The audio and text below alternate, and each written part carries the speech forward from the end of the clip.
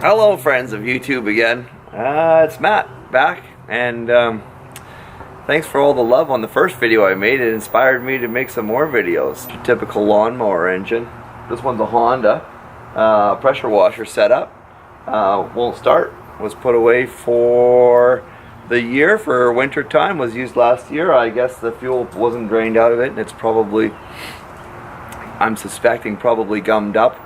The owner took a swack at trying to fix it, so we got to do a little bit of repairs on the carburetor there. But first, let's go through and figure out exactly what's wrong with it. Well, first things first, I guess we should just check some of the basics. We should probably also check to see if it's got oil in it, because I know that some Hondas have a low oil level shutoff switch. That saves the engine. That's a nice feature that they have. However, it can be a little tricky sometimes when they're a bit low on oil, or if you're trying to run them on an angle, sometimes the things will shut off. Dipstick's over here on this side.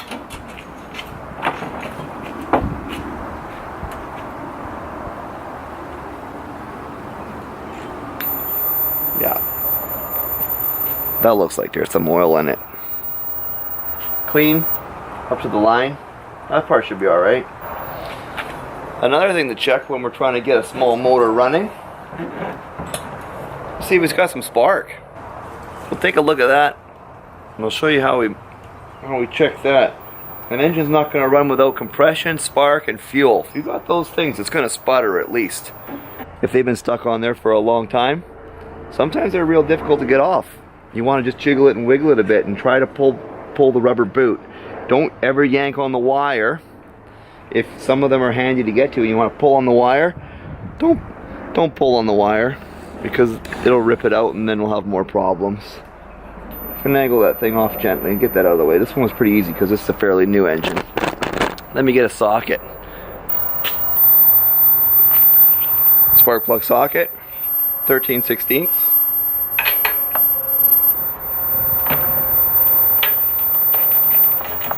There we go.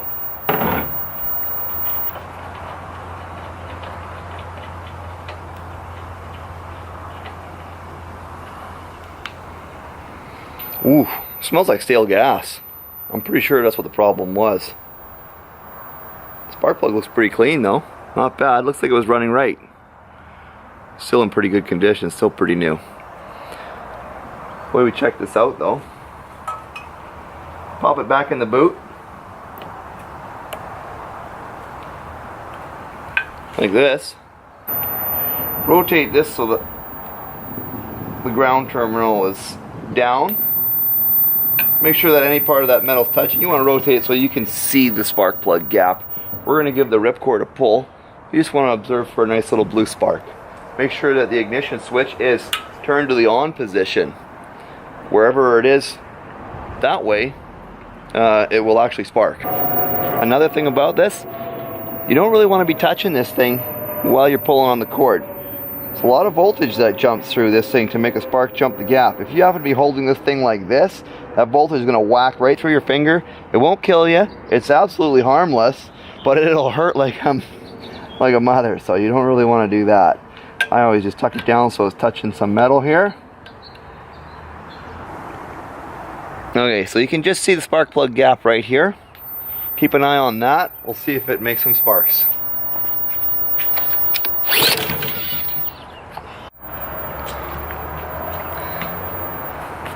That might have been hard to see because it's pretty bright outside today. Usually this works better if you're in your garage working on the bench in the darkness.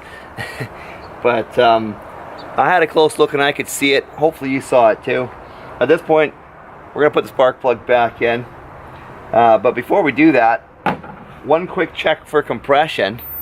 Just stick your finger in the hole here. Not all the way in, but seal that spark plug hole with your fingertip. This is just a real backyard quick trick that's going to get you past the point, just to confirm that that's actually okay.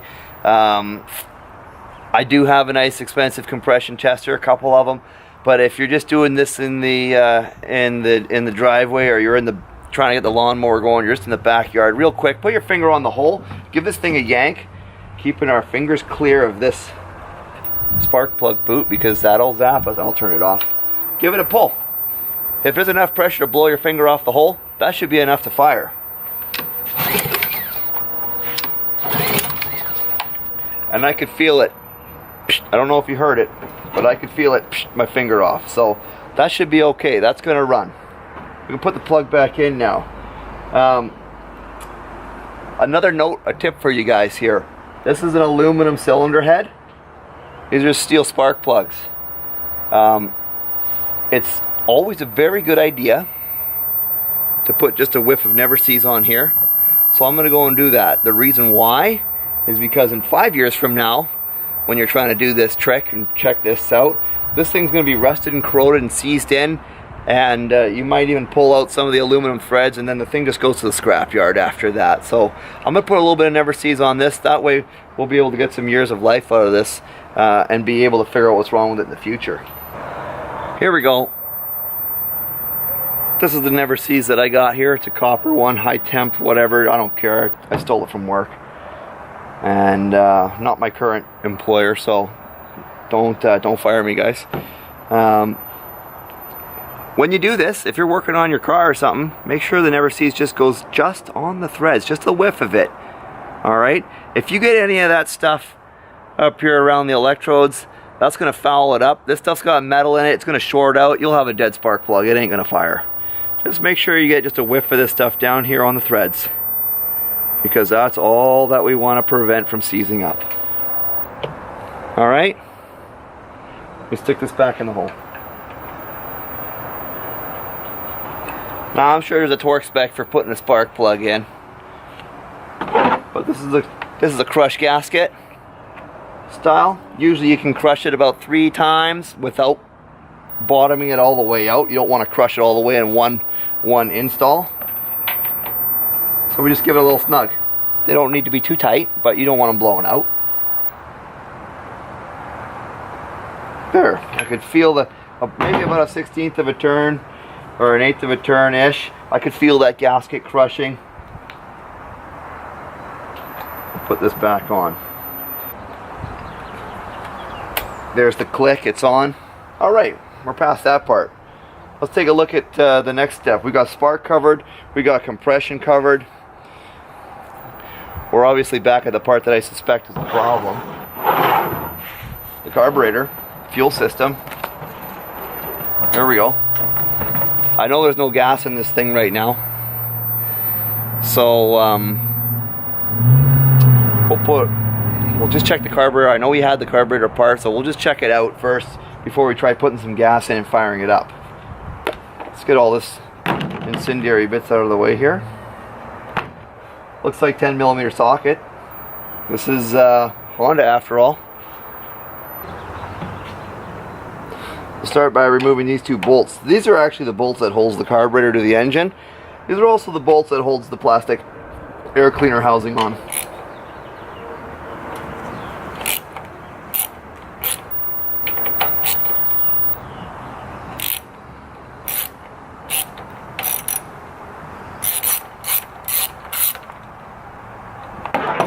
Feels like they got a little bit of Loctite on there or something. Those threads are a little bit sticky. No Loctite. Probably wouldn't hurt to put a little on though. We're removing this thing. Looks like we got the kill switch wire clipped in here. Also, we're gonna have the crankcase breather. You can't really see this. It's tucked in behind here. Let me try and flip this around so you can see it. Can you see this here? We're gonna pop that rubber off. Don't forget to pop it back on when we go back together.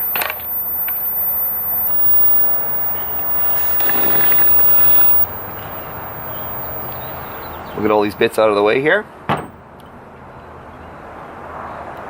Air filter base gasket. Hang on to that. Now, a couple of things here. We've got the choke lever to disconnect. And then this is also the throttle lever. Yeah, you didn't know it had one. Of course you did. It's automatic though in the engine by the engine speed. Right here, there's a little centrifugal weight assembly that runs off the crankshaft, and a spring keeps the engine at the right speed. Well, we need to disconnect this to get this thing off.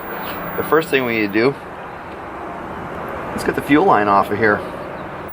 There's the finger. Down here we got the fuel line with a little spring clip. We're going to get that off. Then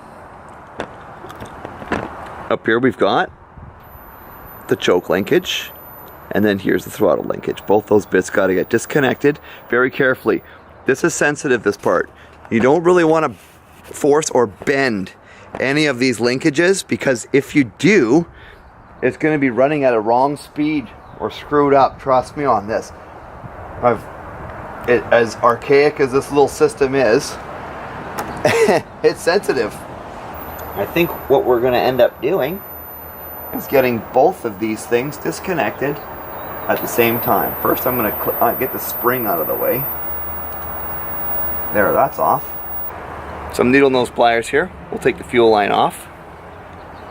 Squeeze these little spring clips and get this out of the way. There we go.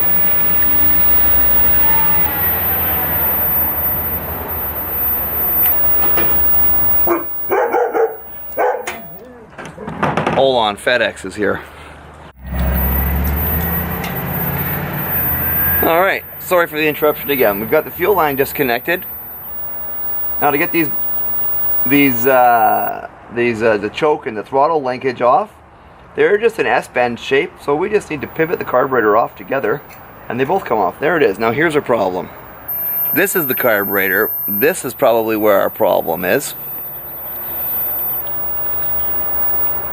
I know it was loosely put together because it's going to be missing a gasket. The gentleman that I'm fixing this for has attempted to take it apart and broke the little gasket, so we're going to need to figure that out and get that fixed.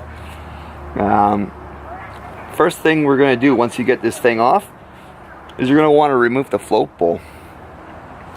This probably is all you're going to need to remove to get this thing cleaned up and running. Don't lose any of the bits. Carburetors are pretty sensitive. Even a simple machine like this, it can be very, very, very carefully calibrated. Even trying to clean out an orifice with a drill bit might throw something out of calibration. We got a gasket right here on the float bowl bolt. Don't lose that. Put that aside. Bowl comes off. Yeah, it's kind of yucky inside there. Yeah, it smells like old gas. So we'll wire brush this out later. Make sure that that's clean. Now you can see here, there's some of that yellow varnished up gas sitting here. Otherwise, this thing's pretty new. It looks like it's in pretty good shape. The way this works when it's sitting like this is where the fuel comes in from the fuel hose. The fuel then drains into the float bowl through this little tiny valve that's underneath this plastic lever here. As the fuel slowly fills up the bowl, this is the float. The float floats up when the fuel closes the valve. That way, this thing will be maintaining a level of fuel in the bowl. After that, we've got the main jet. Can you even see in there? I can barely see in there. It's a dark little hole. Trust me, it's a flathead screwdriver that we need to get in there to get that out. And these things can be pretty tight. They're also made out of brass, so that screwdriver's got a real good chance of chowdering out some of the metal. We want to be really careful, because if we do chowder that thing out, we no longer have a slot to get it out with a screwdriver. We'd have to get creative to try and figure out how to replace that thing. Anyways, I'm going to start by removing the float, because I just want to make sure that the float bowl needle there is clean and clear. In order to do that, you just slide out this hinge pin. Put that aside carefully. Once you slide out the hinge pin, you remove the float. On a lot of carburetors, the float needle is clipped to the float. So as you take it out, be careful not to drop it or lose it. If you're working on this thing while it's on the engine, this is going to be upside down. So the chances of stuff falling out are greater. And there's the needle. You can see it hanging there. Probably rubber tipped, or not rubber, but some kind of a rubbery material that's fuel proof. Put the carburetor down. Let's take a look at the needle first.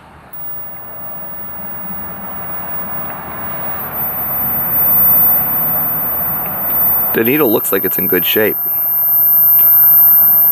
And it's still soft and rubbery, being very delicate. thing. It looks all clean. It was free to move up and down inside the valve seat, which is important, that it's not jammed. Sometimes that can be a problem that can stick in there. Put that aside.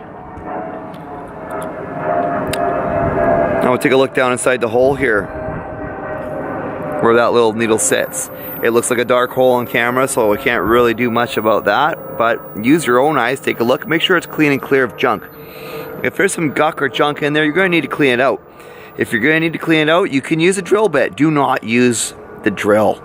Just gently by hand, just to clean it, find the size. All we're trying to do is scrape out the varnish from the gasoline, and also purchase yourself a little bit of carburetor cleaner. That stuff kind of helps to melt that stuff away. You do not want to scrape or damage any of the metal on the seat. If you do that, it's not going to seal, and you're going to have a problem with gasoline that continuously fills the float bowl up and eventually starts puking out the vent. But when you park it and it sits there, you'll end up coming back to your garden shed, and there's going to be a smell of gas and a wet spot under it, and that's no good. This one appears to be in pretty good shape. Looks fairly clean inside. I'm probably just going to end up giving that a little with some carburetor cleaner, and just maybe a gentle toothbrushing on here. All in all, this thing doesn't look too bad. We got the float here again. A little bit of a, yeah, I got time for a beer, Gary. All right, I'll see you in a bit. Hey, sorry for the interruption. This one we're not going to clean off with anything too hard because it's plastic, and we want to make sure we stay gentle on that. Next thing I want to do is pull out the main jet. I want to make sure the main jet's clear. This is a pretty simple carburetor. It doesn't look like there's very much in the way of jets in here. But there is a couple of extra passages. The main jet is going to be our full power passage, or the power passage for the fuel to go in. Let me grab a little slot head screwdriver. We're going to carefully try and remove the main jet, make sure it's clear. Alright, my apologies there. A little beer break. So we're back to checking out the main jet. So first thing you want to do is make sure that A, your screwdriver fits in this hole, and B, it's got a nice sharp tip. You want to use a fresh one here, because a round one's going to start slipping. We'll locate that right into the brass, hold it nice and straight. Nice and straight, feel it, push down so we don't skip out, and start twisting. There we go. And they're tight.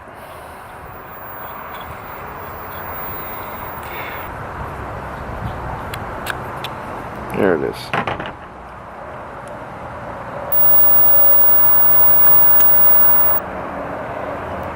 Well, here's what it looks like on the inside. That looks pretty green and gross. What you can't see, I mean, you can see the hole. That's the big hole. The actual orifice is even further down inside. When I have a look at this orifice looks like it's maybe the diameter of a bristle from a barbecue brush.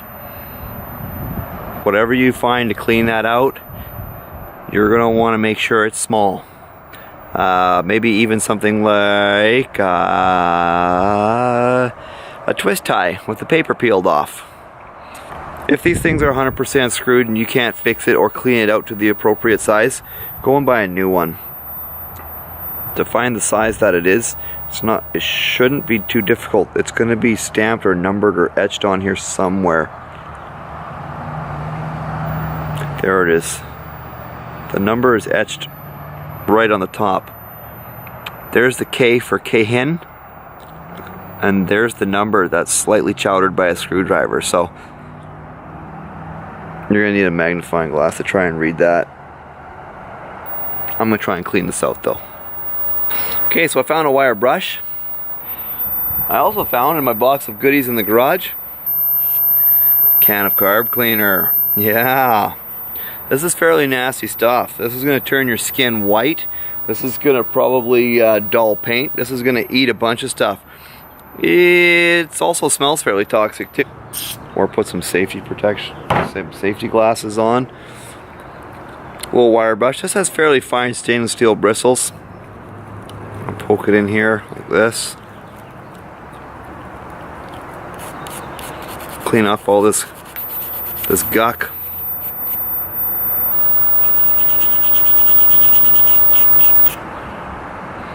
There we go. That end's looking cleaned up a bit. Try and get a couple of bristles through the hole here. There it is. I can see it. I can see there's a bristle come through now. You won't see this. I don't know why I'm trying to show you. This stuff's invisible. Real tiny stuff. Use your best eyes. I'm just going to rotate it a bit. Try to clean it. Try to scrape it. Get the gut cleared out of there. Nice clean round hole in there. So that's cleaned out. That's going to be ready to run. I got a funny feeling that was a problem. I'm just going to buff off the corrosion and guck that was on the outside of these threads so this thing hopefully goes in a little nicer. This thing has a little an orifice tube inside there. The tube has got a bunch of holes drilled in the side of it to help the fuel and air mix together as it comes up through the main jet inside the carburetor. In order to get that out, take your screwdriver again, carefully. Don't damage anything in here. We're going to push that copper tube down. You can see the tip of it poking through from inside the throat of the carburetor. There. That feels gummy, but I've pushed it down a little bit. I'm going to try and push it right out. I'm just going to try and work it back and forth until it's loose. There it is. Oh, that was easier than I thought. So here's that little, it's like a mixing tube, I don't know, Venturi tube or something like that, but you can see here it's got all these little holes drilled in the side of it. Can you see the little holes? These little holes are where the air is going to be let in. There's a passageway in through these holes, and as the fuel is drawn up through the main jet, it's going to atomize and vaporize in here and then spew out the top into the carburetor. Let's just make sure that this is cleaned up and clear. Again, keeping in mind we don't want to damage any of the metal. All this stuff is so finely calibrated by people who are paid way more than me. If I screw any of these things up, it's not going to run the way it's supposed to.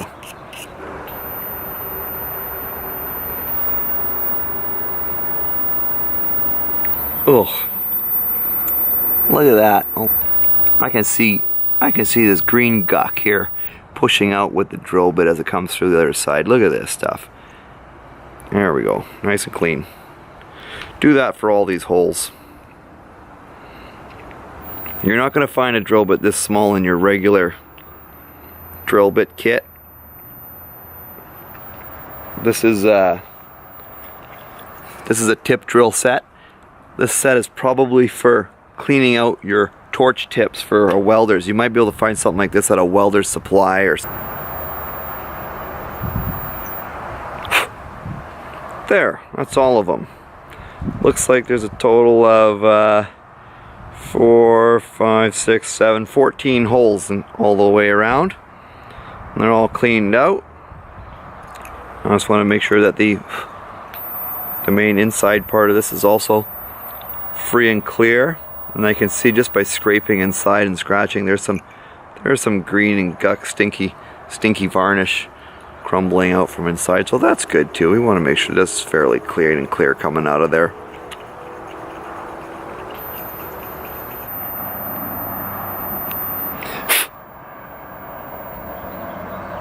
There we go. That's good enough for the people I run with. Finish a little brushing here and maybe a rinse out with some more carb cleaner here. Ooh, it tingles. Okay, I can see the daylight. I can't obviously fit my finger in this tiny little thing because usually I look at my finger, but I can see the through the end here, the back side of the carburetor throat. That's nice and clean and clear inside there. I'm just going to give a little wire brush off to some of the scum that's dried up on here real quick. We can spray a little carb cleaner through there. If you happen to have an air compressor at home, you can use your blowgun and blow it out. Compressed air is always good for jobs like this.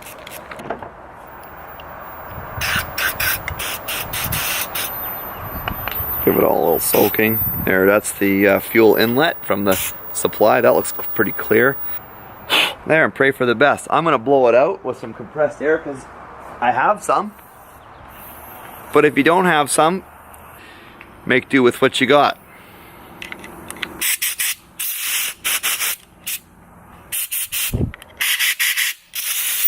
Okay, so that stuff's pretty much good to go back together. We'll throw this thing back in there. Remember which way this thing came out? Yeah, that long side with a recessed little cup drilled into it. That's the Venturi part that goes in the throat. Flat side is where our jet tightens onto it. Throw that back in. There it goes. So we got the main jet here. Obviously with the screwdriver slot facing out so we can tighten it in. We'll drop that in there. There it goes. Screwdriver.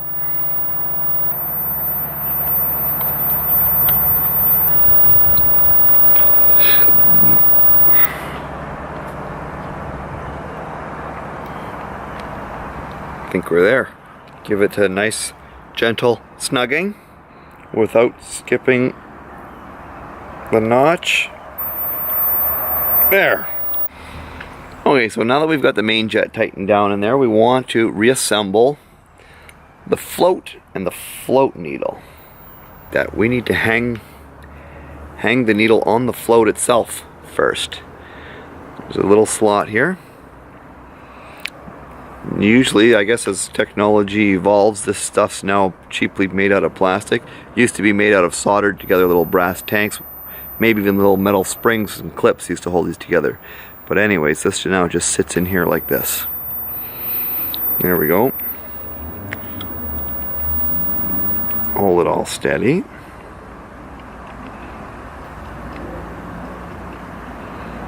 You seeing this?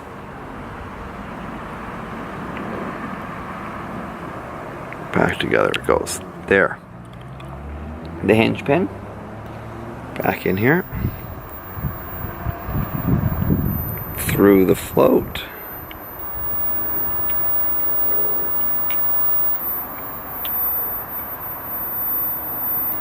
There, and out the other side. What keeps that in, it just floats there. What keeps that in is the bowl. When the bowl goes back on top, that's going to stop that hinge pin from falling out. So there it is. That thing's cleaned out, reassembled. One of the problems that we've got now is that the friend of mine who attempted to disassemble this actually damaged the gasket that goes in here. So we're gonna have to make one. So it basically just has this bulk gasket material. Put the bowl on top, traced it out, and now I'm just trimming it up as best I can to the line, and hopefully we'll see if it fits.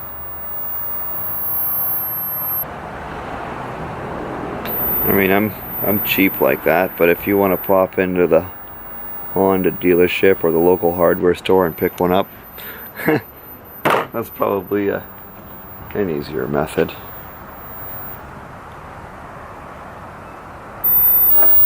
Let's give this a swipe real quick, get all this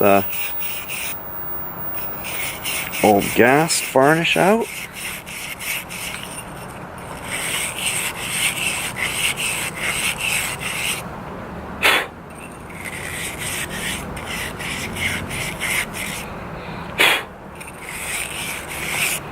There, good enough.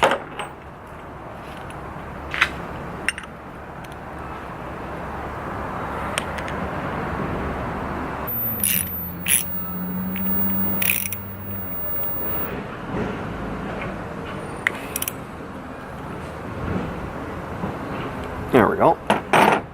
Lovely. Now it's time to stick this thing back on the machine. So again, we remember about getting both these linkages popped in here. I can see there's two holes here for the come on, there it is, two holes here for the throttle linkage. this is the one we're going to use because this is the one that I can see is some wear in it from use. The other one looks like a freshly punched hole. The outer hole is for the spring. There we go. All together now.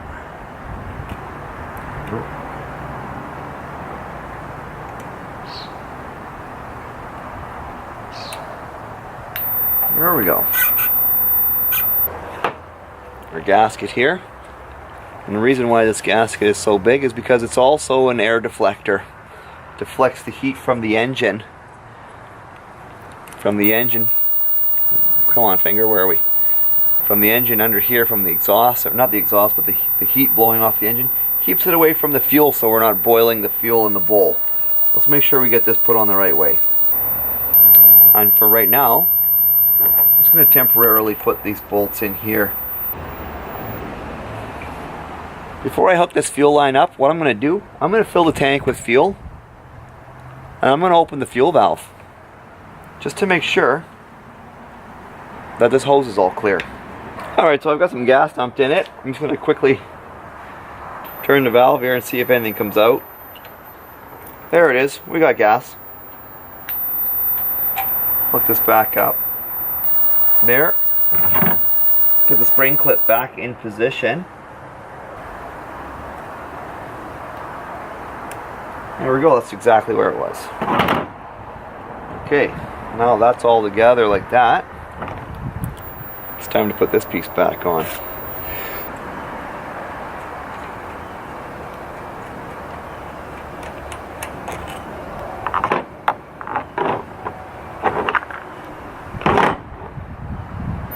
We do have a little hole in this gasket here. And this little hole lines up with an air passageway that's vented here. You can see this little air passageway vented down. That's going to be the vent for the carburetor float bowl. Want to make sure we put that gasket on the right way or the engine's not going to run right.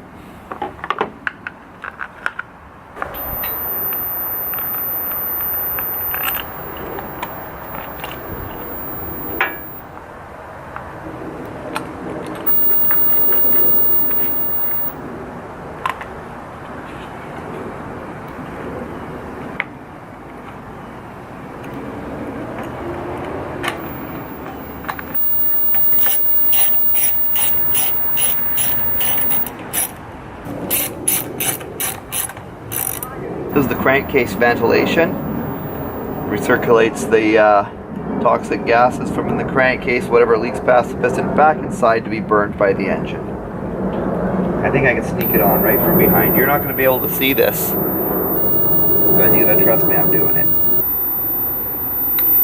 Okay, let's just give it a look over, make sure that we've got everything looks nicely placed. Doesn't look like we've got any you want to get your eyeball back in behind it here and make sure that the throttle linkage and whatnot isn't rubbing on anything. I'm going to turn the fuel on. Let's have a look for any leaks, see if there's any fuel dripping out of anywhere here.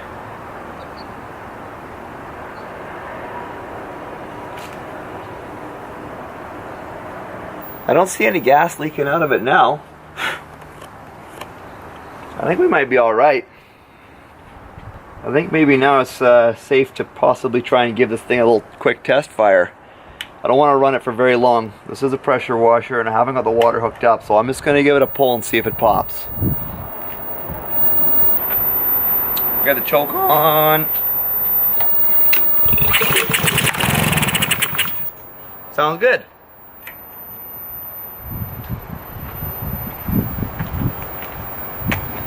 Alright, so I'm going to back us up. I'm going to finish putting the air filter back on here. Like that. And this one here.